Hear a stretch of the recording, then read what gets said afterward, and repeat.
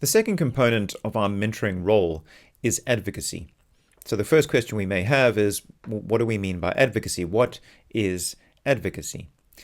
We think about advocacy as a set of techniques for developing social capital. So again, sort of recalling back to our definition of social poverty as a poverty of perspective, a poverty of social capital, and a poverty of secure social bonds. What we're interested in with advocacy is the various techniques that are available for credibly developing, building, extending social capital. And why would we care about that?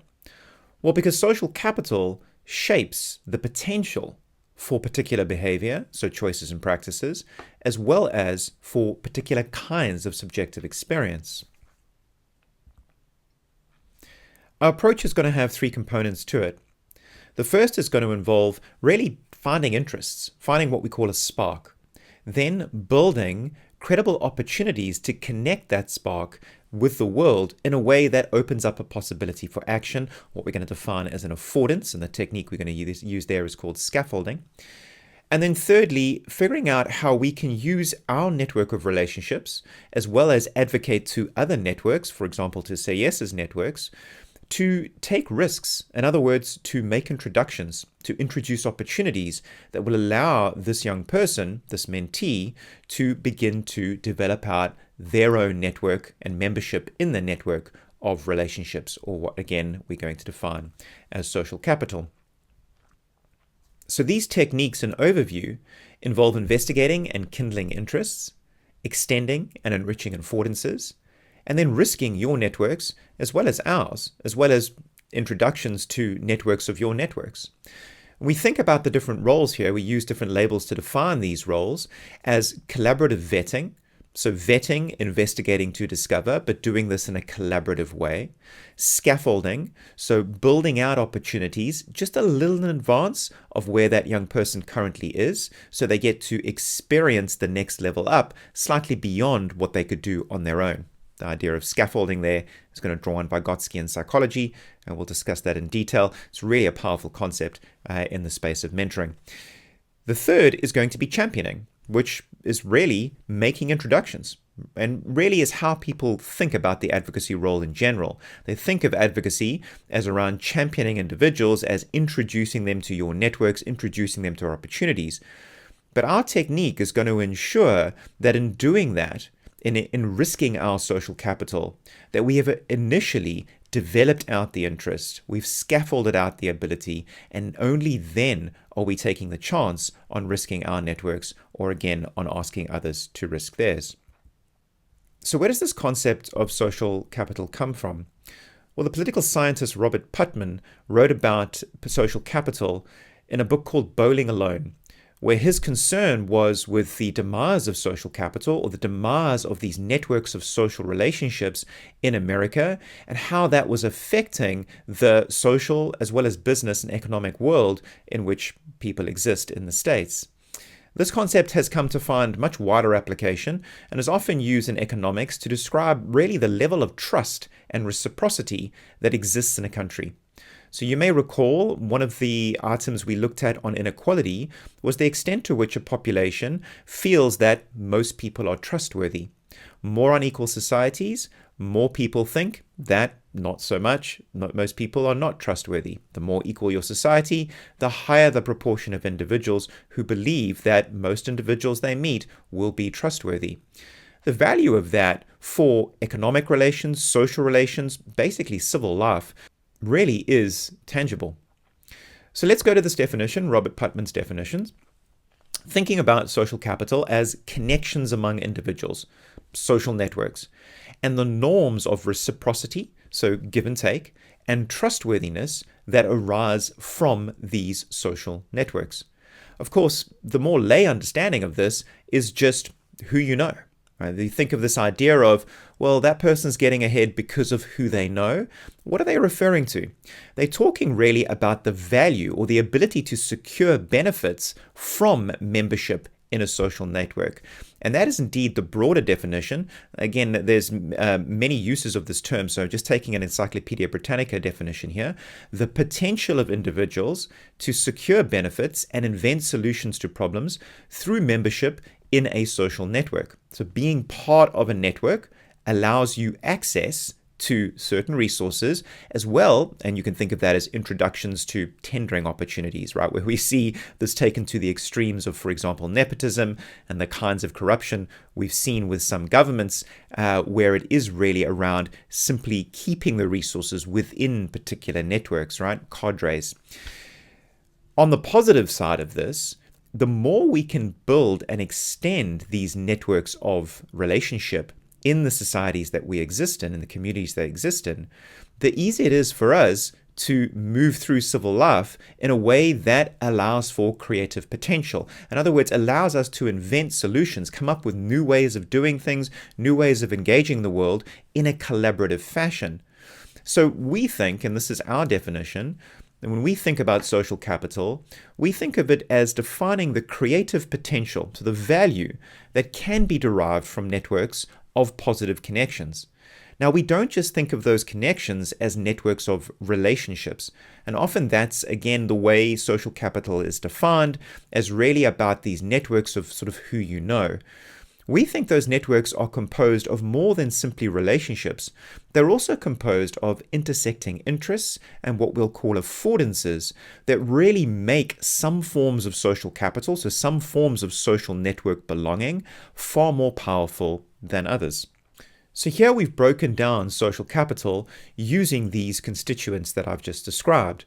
Thinking about interests, you can think of these as cogs, building into affordances, building into relationships. So this being the three components that constitute social capital. And just like with guidance, there are various techniques that we can use to intersect at each of these different constituents. So for example, we can think about what is involved in truly discovering and extending interests. What does that mean to do that?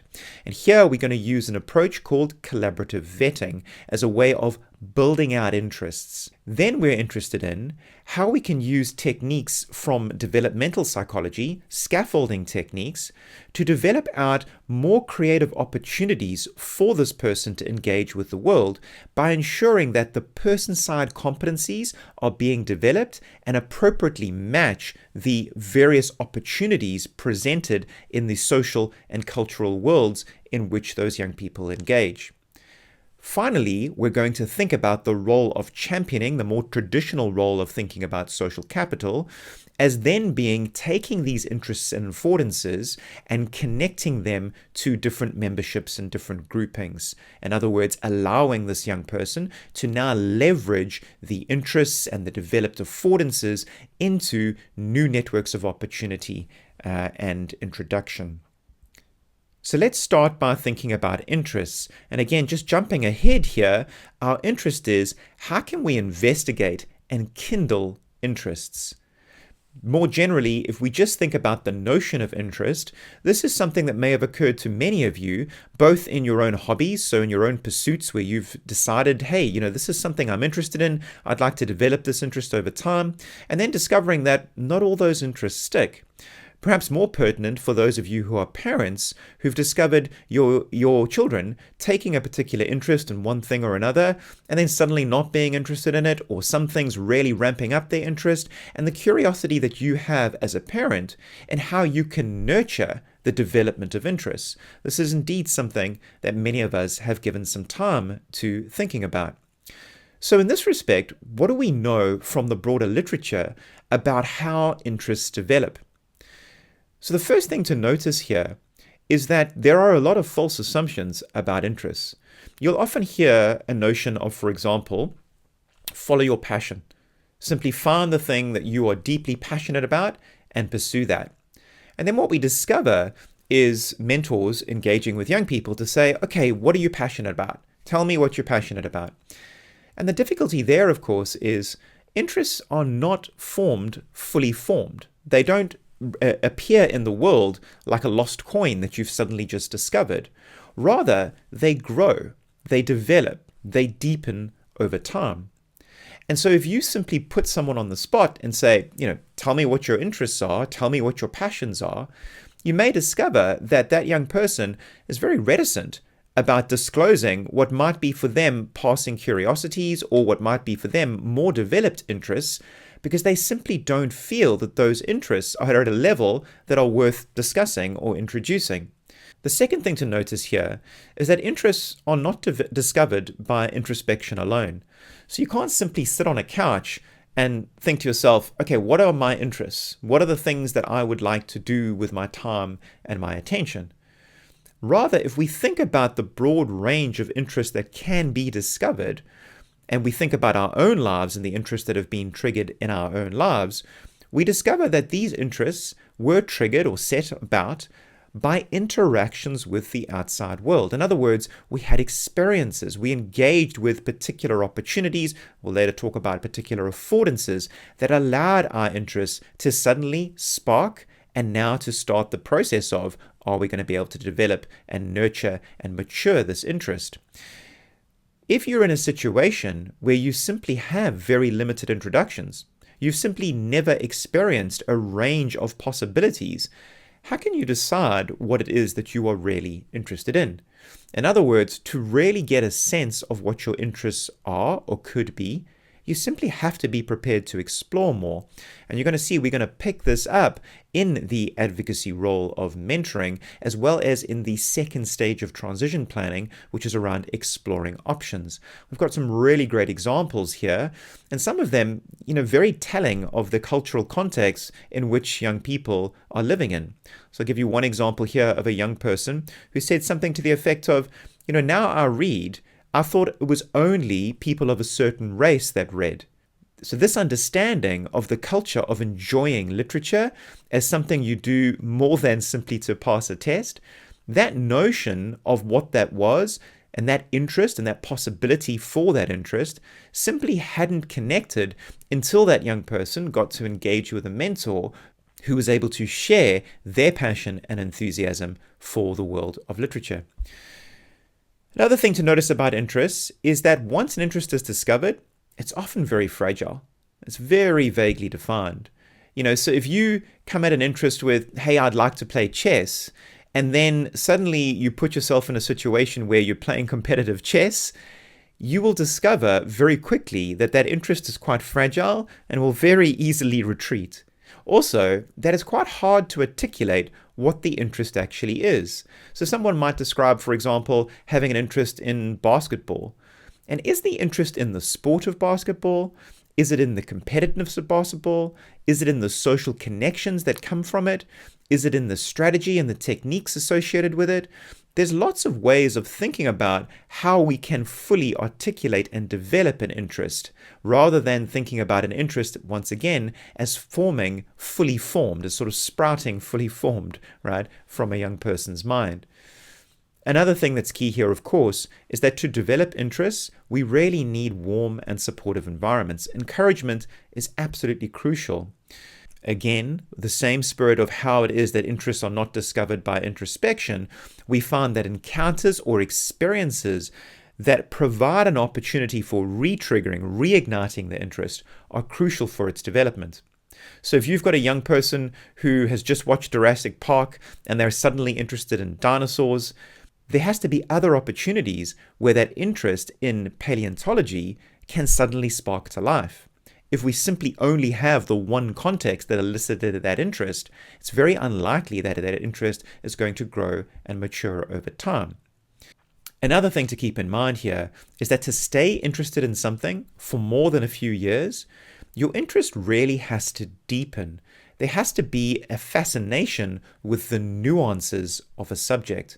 And you can think of this in any area that you may have a particular interest in. You'll notice that it's not enough to stay at the same level that you were, that we have this compulsion to think about how can we extend this interest into ever-increasing refinements of detail and nuance. We have to find ways of engaging with the same thing that engage our novelty systems, and you guys will learn about that in looking at the adolescent brain, and particularly this dopamine circuit that is so engaged by surprise or novelty. Another thing to think about interests, and this is really crucial, you can think of all the child prodigies out there, but the interest has to be, at least in part, your choice in order to fully develop. Okay, so what skill can we train to allow us to better support the investigation, the discovery, and the kindling of interests? Kindle, what a great word. How can we investigate and kindle interests? How can we take the spark and allow that spark to grow? So we think of this as really three components. And again, remember here, we're just using language to describe ways of focusing or ways of bringing attention to certain approaches. We're not suggesting that this is the only way of structuring the investigation and the kindling of interests. But for us, we think about this approach as really a combination of vetting, so investigating to discover, which often has more of an interrogational component about it. So for example, people will describe vetting an organization or vetting an individual to ensure that we have the appropriate background context that allows them to take up a particular role, for example. And we think of this process as collaborative. So rather than us investigating whether this interest is there, what we're doing is we're bringing the young person into the process of themselves vetting, investigating to discover the extent to which these interests are authentic, or in other words, connect with something that truly resonates for them and isn't simply a response to a particular kind of peer pressure, for example, or parental pressure, or simply what's seen in the media. To what extent is this interest authentic? Then thinking about how can we develop this interest? And this we can do through questions, but of course the next stage of this, developing out affordances, will show us some more techniques for how we can really develop out these interests even further. But there are techniques we can use here just in a questioning framing to support the development of interests. And then finally, we can think about how we can both share our interests to trigger completely novel explorations of interest, but also how we can take developing interests and start to connect them to new contexts, which allows for a real flourishing in that interest. So a very simple example there would be a young person who is interested in music, connecting that to lyrics, connecting that to poetry would be an example of connecting out an interest into new contexts, right? And this is really, again, the creative opportunity that can come through social capital when we put all these roles together. So let's look at this in just a little bit more detail. We can think about discovery. How authentic is the interest? To what extent is this interest embedded in a set of preferences that this young person truly can connect with? So one way of thinking about that is just where is their attention going? And how do they think about the use of their attention? Which activities do they spend the most time on? Which do they enjoy the most? But also, which do they think count as time well spent or time well used in a particular context? So, one of the challenges here, you're talking about interests. One of the things you might do is, okay, what are you interested in? And you'll get a range of short-term sort of dopamine hit type interests. So I'm interested in social media, I'm interested in fame, I'm interested in music, I'm interested, again, not to suggest that all of these can't be developed out in one way or another, but often what you get is the very short-run experience of this is what I like.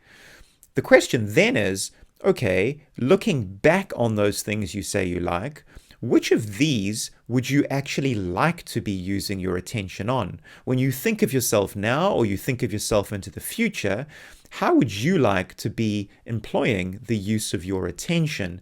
And when you do that, you start to get a slightly longer range. So techniques we can use here just in questioning. We help you with these in the first and second stage of transition planning by providing you with a booklet of conversation starters to start this process of discovery. The second thing we can do is think about how we can develop an interest. This is very much in the exploring options stage of transition planning, because here we're going to be thinking about, okay, what are the contexts in which we can actually develop this interest further? So, for example, who could you currently go and connect with in your current networks that could allow you to extend this interest further?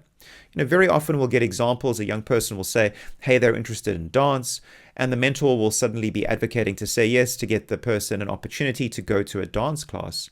But we'll come back at that using this approach, this graded advocacy approach, and we'll say, okay, who does the young person know that is currently invested and interested in dance?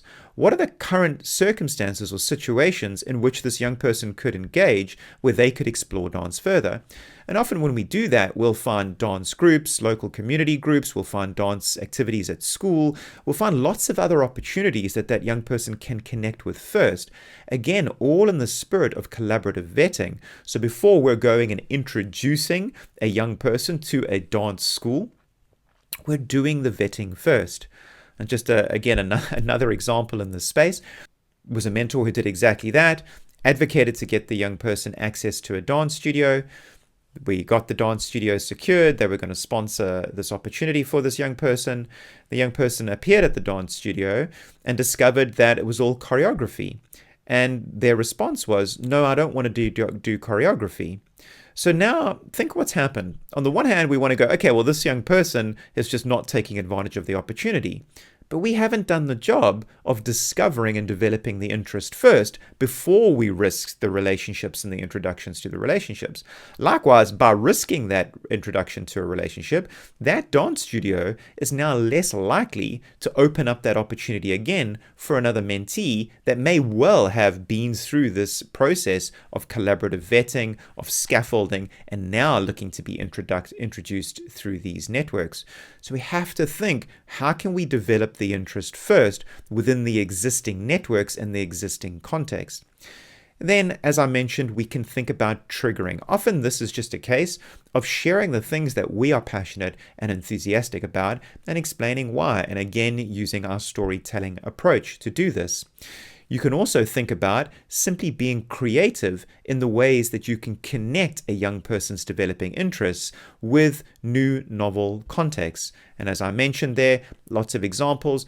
Give you another example here, a young person who's interested in fiction, so they find themselves fascinated by fantasy novels, introducing them to fan fiction. So individuals who take the characters from novels and start developing their own stories based on those characters that they themselves are writing. Again, that's taking an interest and extending it even further, exactly what we need to investigate and kindle these interests, such that over time we may be in a position to introduce that young person to a publisher or a novelist or lots of different contexts that can come once we start building out that social capital. Okay, so let's assume we've done a good job of investigating, of kindling interests, and we've done this mainly using conversational style techniques. Now we're in a position to start to think about this notion of affordances, or how we can open up circumstances that are congruent with the young person's capabilities that allow for that young person to start credibly developing out and maturing their interests in a way that now we're in a position to start thinking about introducing into networks of relationships. Okay, that's quite a mouthful. Let's break this down sort of one step at a time. The notion of affordances comes from Gibsonian psychology. So here's a psychologist, James Gibson, giving a very early definition of affordance. Affordance being all the action possibilities with an object. So think of the object as a chair. So all of the action possibilities with an object, a chair, based on the user's physical capabilities. So if you are sitting in an airport, for example, you will find that the seating is often structured in such a way that it does not afford laying down for an adult, right? For a big, tall adult. But if you're a small, young person, turns out you can actually nap on some of those chairs, regardless of the seating.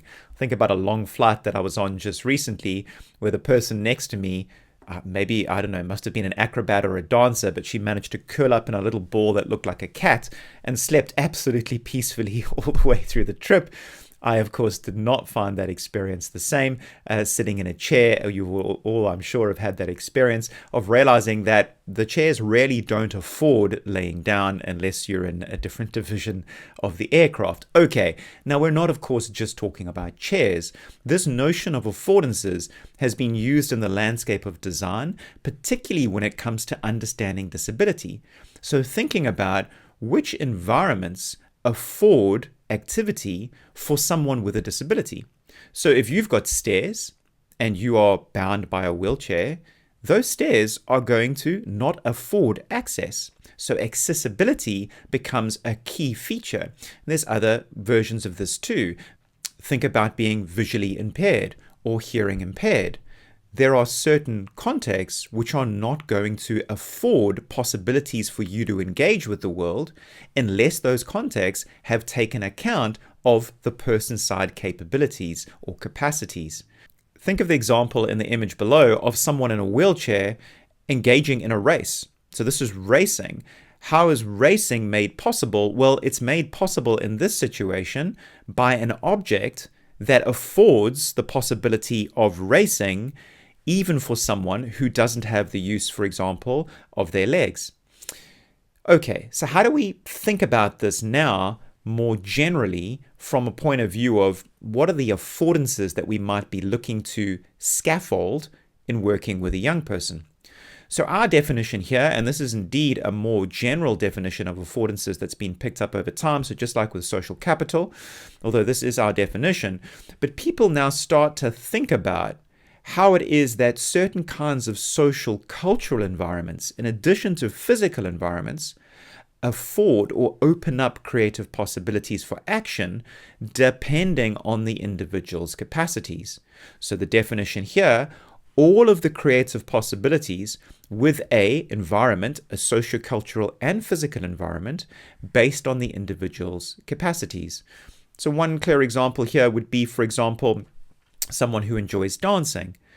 Unless you're in a particular environment where there are other people who know how to dance, we're thinking here of, for example, Latin American dancing, well, then that environment doesn't actually afford, that social cultural environment doesn't actually afford the opportunity for dancing.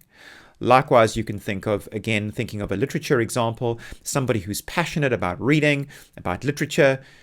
They are not in a position to explore or extend that particular interest if the social cultural environment does not afford opportunities for engaging in that way.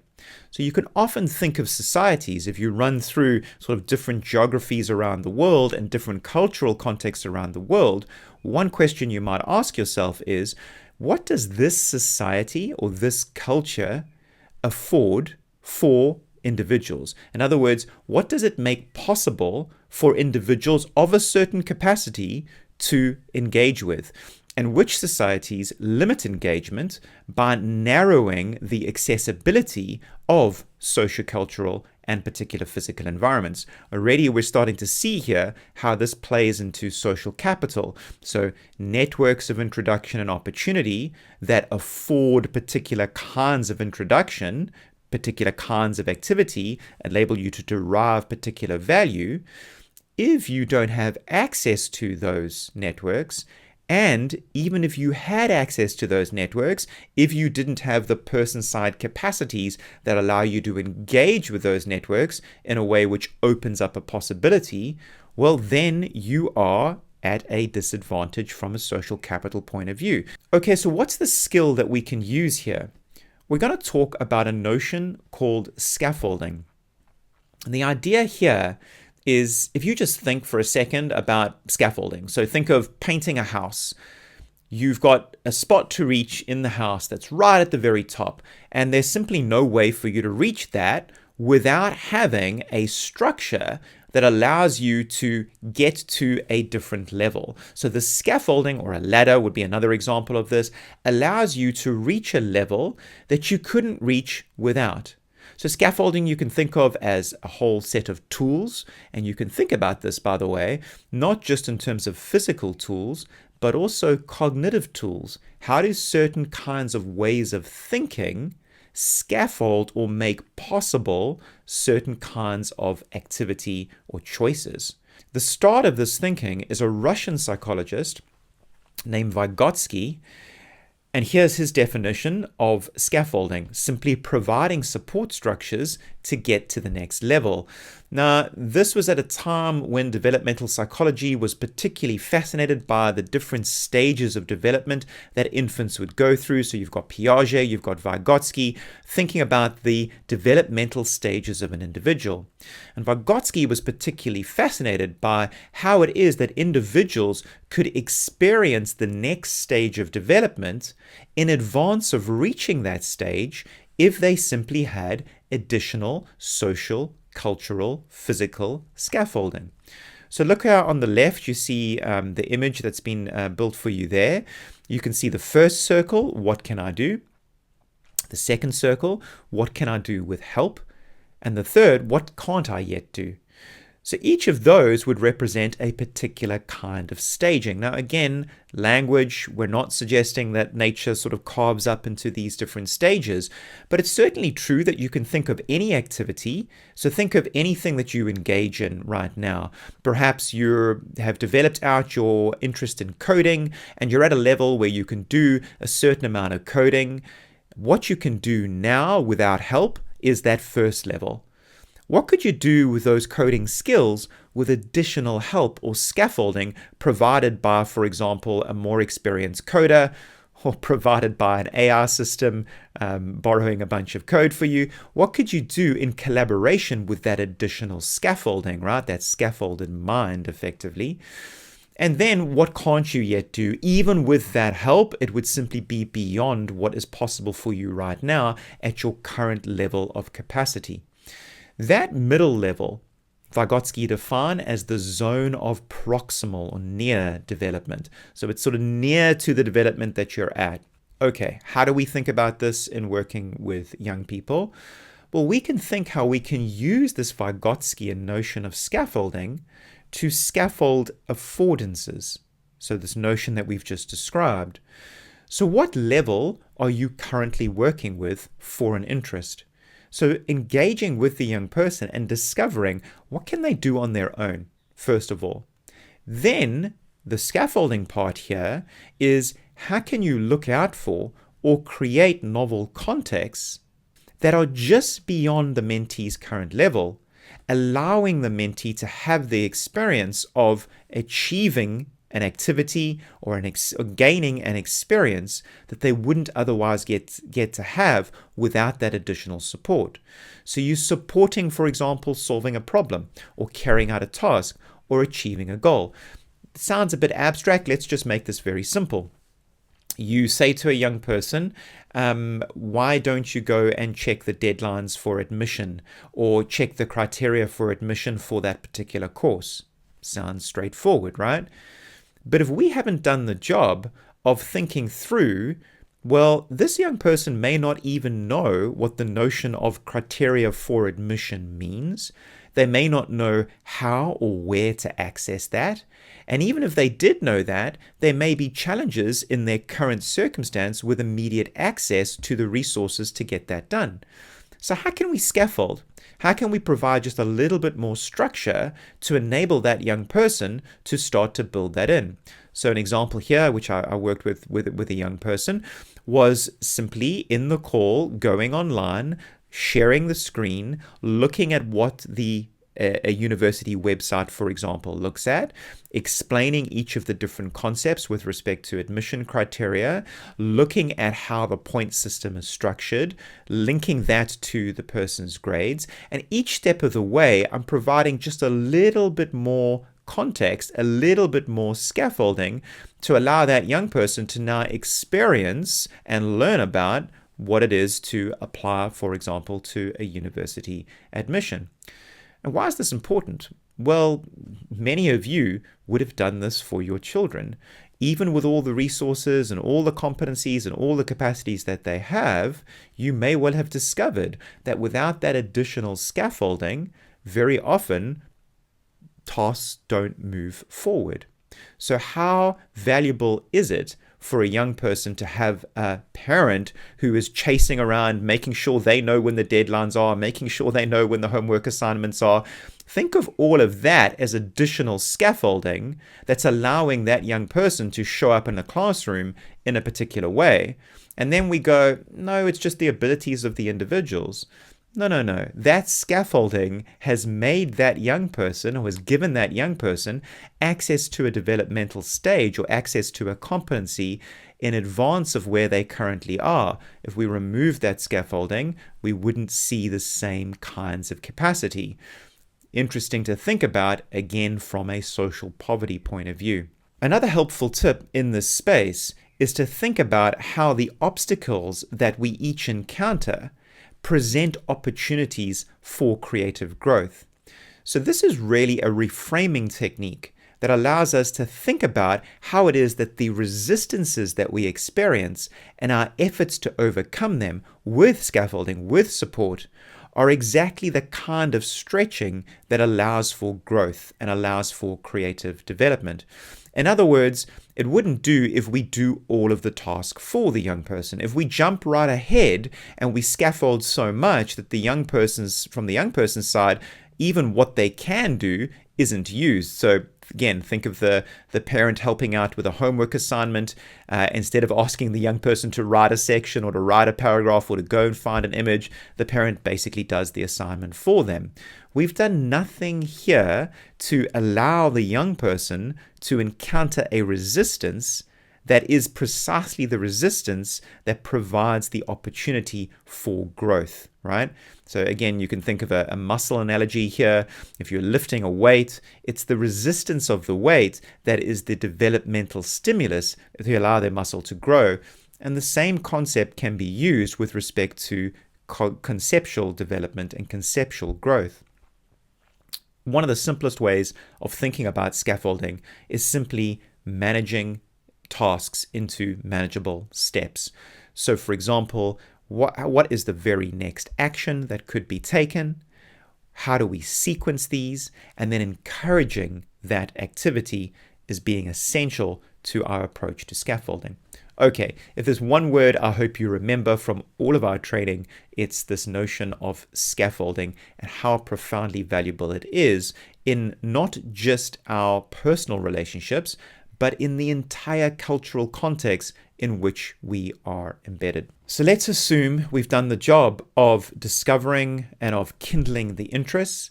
Let's assume we've done the job of extending out, scaffolding out the affordances.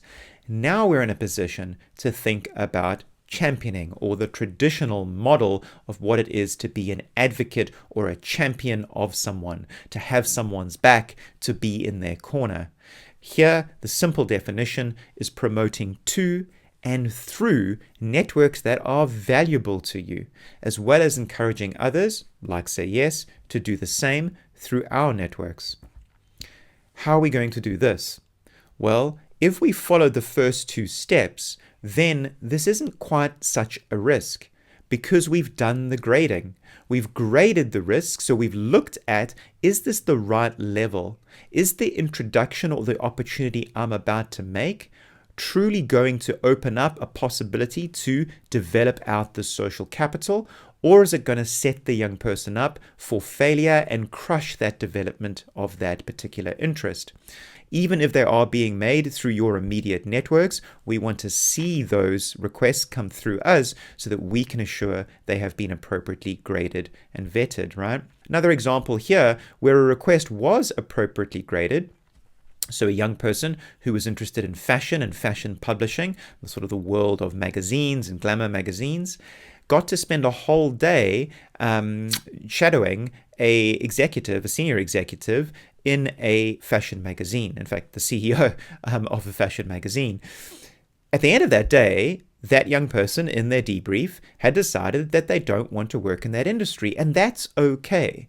That's completely useful, because this young person has now had the opportunity to experience what that career could look like and has decided that actually this isn't where they would like to spend and develop out their time, that they were perhaps more interested in the design component of fashion from not so much graphic design, but actual materials design.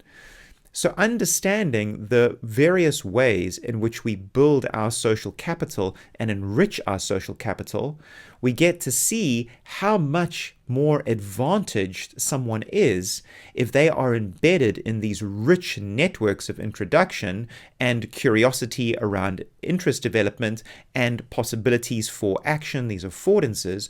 We get to see how that really positions someone to make a more informed choice. And remember, our pathway here, guidance, advocacy, support, is towards improving the quality of decision making, improving the consistency of healthy practices.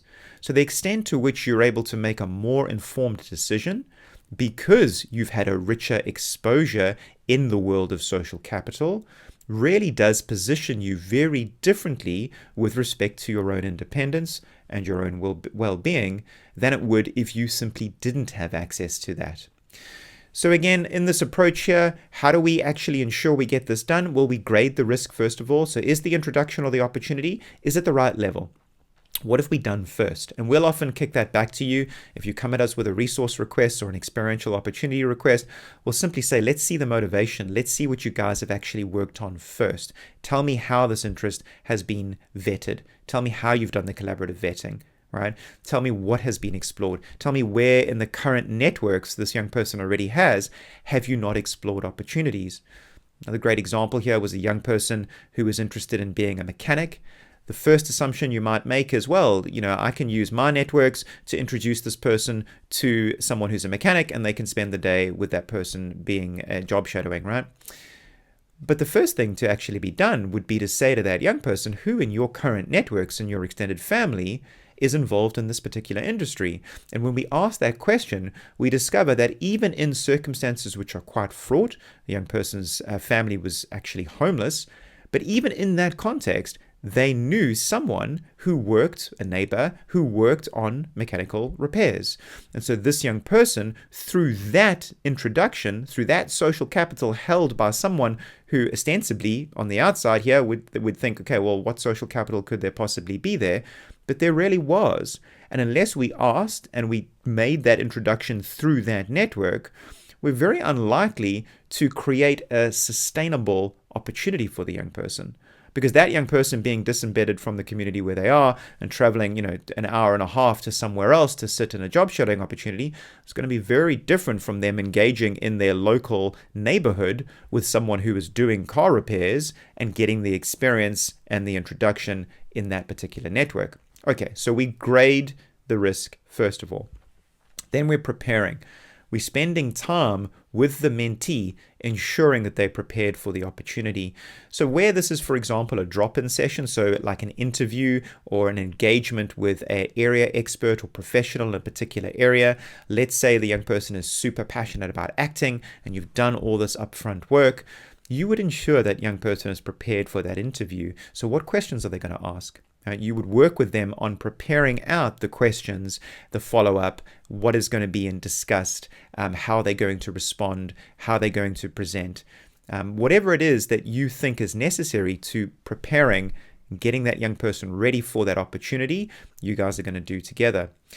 And then you've got debriefing and acknowledging. So crucially making sure the young person is acknowledging this experience, this introduction, this opportunity, and acknowledging the relationships involved, again, from a building social capital point of view. So that often involves simply sending a thanks or acknowledging, but also debriefing. So going through the experience with the young person, asking them what they gained from it, what they learned from it, what they felt in the circumstance, again, using the active listening approach to help them get more lucid and aware of where their perspective actually now sits after this engagement with this particular opportunity.